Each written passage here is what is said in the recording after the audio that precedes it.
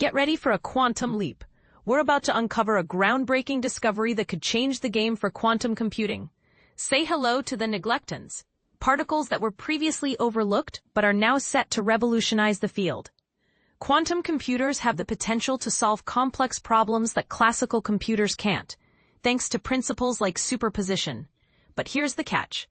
Qubits, the building blocks of quantum computing, are incredibly fragile. Their quantum states are easily disrupted by external factors, making it challenging to create stable quantum computers.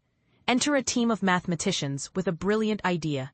In a recent study published in Nature Communications, they've shown that by pairing a type of quasi-particle called an Ising anion with some previously dismissed mathematical elements, we can overcome this fragility. They've named these revived components Neglectons.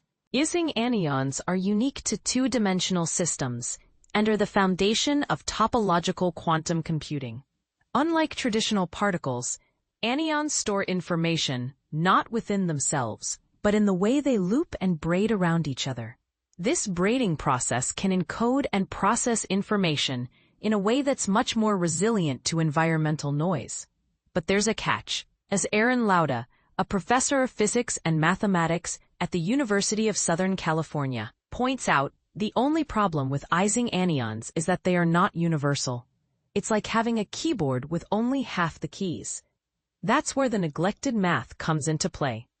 A team revisited a class of theories called non-semi-simple topological quantum field theory, which is used to study symmetry in mathematical objects.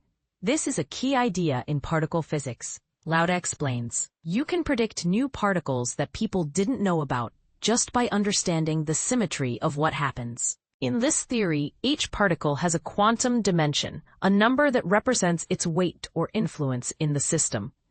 If this number is 0, the particle is usually discarded. But the key idea of these new non-semi-simple versions is to keep those particles with 0 weight and find a new way to measure their weight. By reinterpreting these neglected pieces as particles, the team filled in the missing capabilities of Ising anions. They demonstrated that with just one neglecton added to the system, the particle becomes capable of universal computation through braiding alone. So why do Ising anions matter? To understand their significance, we need to explore their peculiar behavior in 2 dimensions. In 3 dimensions, particles like bosons and fermions can loop around each other, but these loops can be undone.